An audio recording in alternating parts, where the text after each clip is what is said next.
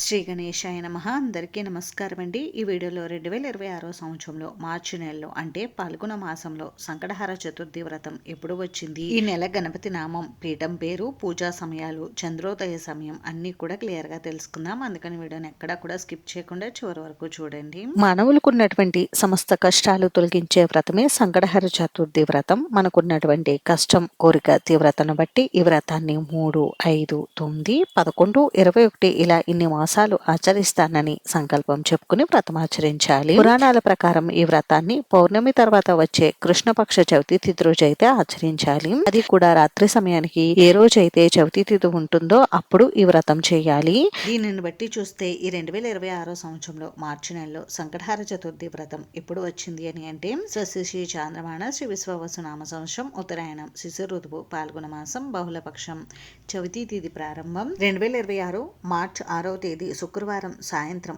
5:36 ప్రారంభమయ్యి 2026 మార్చి 7వ తేదీ శనివారం రాత్రి 6:41 వరకు ఉంటుంది. దీని ప్రకారం చూస్తే మనకి శుక్రవారం శనివారం కూడా రాత్రి సమయంలో చవితి తిథి అయితే ఉందండి. అయితే మనం ముఖ్యంగా చంద్రోదయ సమయానికి చవితి తిథి ఉన్న రోజున ఈ వ్రతాన్ని ఆచరించుకోవాలి. కాబట్టి 2026 సంవత్సరంలో మార్చి నెలలో అంటే పాల్గొన మాసంలో సంకటహర చతుర్థి వ్రతాన్ని మార్చి 6వ తేదీ శుక్రవారం రోజు అయితే నిర్వహించుకోవాలండి. సంకటహర చతుర్థి రోజు ఉదయం వేళల్లో స్వామివారికి ముడుపు కట్టుకుని పూజ చేసుకుని సాయంత్రం సంకటహర చతుర్థి వ్రతాన్ని అయితే ఆచరించుకోవాలండి. అందుకని ఉదయం వేళల్లో ముడుపు కట్టుకోవడానికి స్వామివారికి పూజ చేయడానికి శుభ సమయం వచ్చేసి తెల్లవారుజామున 5 గంటల నుండి 8:39 లోపు మీరు స్వామివారికి ముడుపు కట్టుకుని పూజ నిర్వహించుకోవచ్చండి. ఒకవేళ ఈ సమయంలో కుదరకపోతే ఉదయం 9:28 నుండి 10:30 లోపు మీరు స్వామివారికి పూజా కార్యక్రమాలు అయితే నిర్వహించుకోవచ్చు. ఇంకా సాయంత్రం వ్రతానికి శుభ సమయం వచ్చేసి రాత్రి 7:38 నుండి 9 గంటల లోపు మీరు వ్రతం అయితే చేసుకోవచ్చు. వ్రతం పూర్తయిన తర్వాత చంద్రుడికి తప్పకుండా అర్ఘ్యం అయితే సమర్పించాలి. అందుకని ఈ రోజు చంద్రోదయ సమయం వచ్చేసి రాత్రి 8:56 ఉంది. రాష్ట్రాల వారిగా మీకు చంద్రోదయ సమయాలు కావాలి అనుకుంటే నన్ను కామెంట్లో అడగండి, తప్పకుండా రిప్లై ఇస్తాను.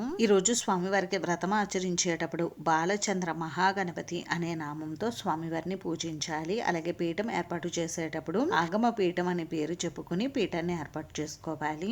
అయితే ఎవరైనా కొత్తగా సంకటహర చతుర్థి వ్రతాన్ని ప్రారంభించాలనుకునేవారు పాల్గొన మాసంలో ప్రారంభించవచ్చా అని అంటే ప్రారంభించుకోవచ్చండి. పాల్గొన మాసం శుభమాసమే కాబట్టి ఎటువంటి సందేహం లేకుండా మొదటిగా సంకటహర చతుర్థి వ్రతాన్ని ఆచరించాలనుకునేవారు ఈ మాసం నుండి ప్రారంభించవచ్చు. అంతేనండి. చూసారు కదా, ఈ వీడియో మీకు నచ్చితే ప్లీజ్ లైక్ చేసి షేర్ చేసి సబ్స్క్రైబ్ చేసుకోండి.